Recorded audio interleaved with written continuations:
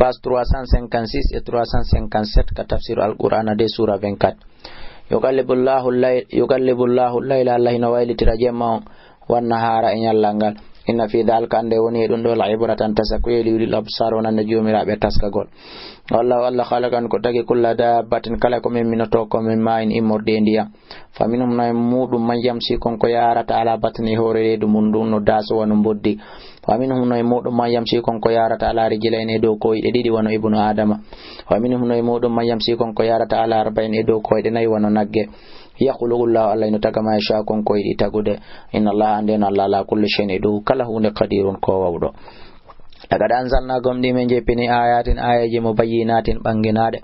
wallahu Allah yahdi ma fewna ma sha mo yidi fewnude ila siratin fadila almustaqimin fewngol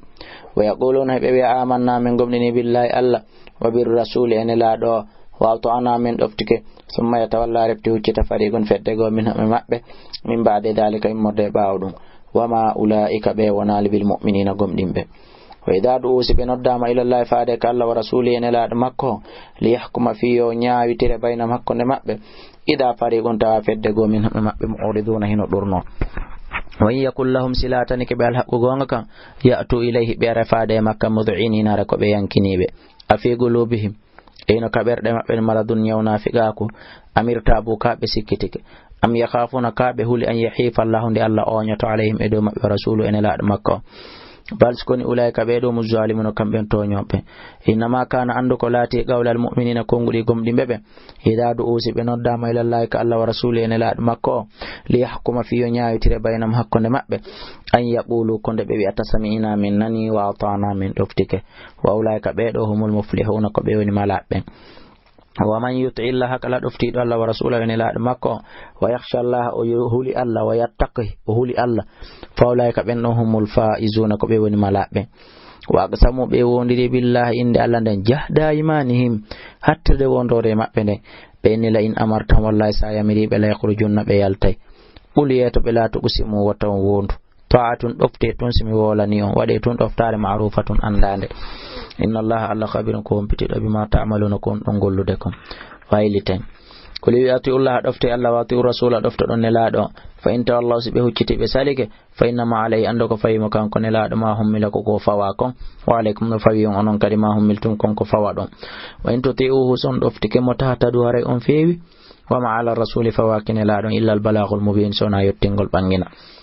وعد الله الله فودي الذين بين آمنوا قم إن منكم موضوع عملوا الصلاة بقول مؤجي لا يستخلفن ولون تنايب في الأرض كليدي كما استخلف الذين ولون تنايب من قبل أديتي بي ولا يمكنن لهم وندو هنايب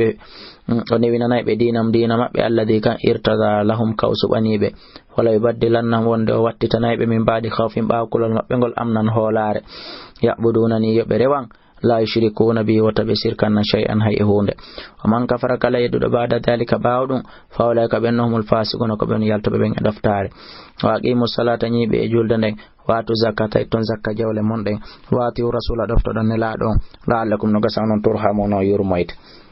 لا تحسبن الذين وتعزق بين كفروا يدب معجزين بلا وتعالى في الأرض كليد ومأواهم ورد بين النار كيته ولا بئس المصير غبوني روتورد يا أيها الذين كانوا بآمنوا قملين ليستأذنكم يديسوا يدونينو الذين بملكت أيمانكم بجيت دنيا ممن والذين بلم يبلغوا الحلم بهوتال كلف يمنكم مودو 3 مرات لا بيتت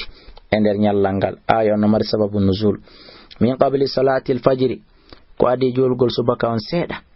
wa hina tad'una thiyabakum itumande ittoton cionci mon dimina zahirati immorde ka tumbere nyalorba wa min ba'di salati al-isha immorde baaw julgol geje salasu awrati lakum dido sa'iji tati mo wadani on awraji laysa alaykum wa nalna nafawi am bakatu wala alayhim wa nalna fayi be kadi junahan bakatu ba'dahu na bawdi saji do tat tawafuna ko be wangotobe alaykum e do mum ba'dukum yoga mo ala ba'din hinu do yoga kadalika ko wanoni yubayyinu Allah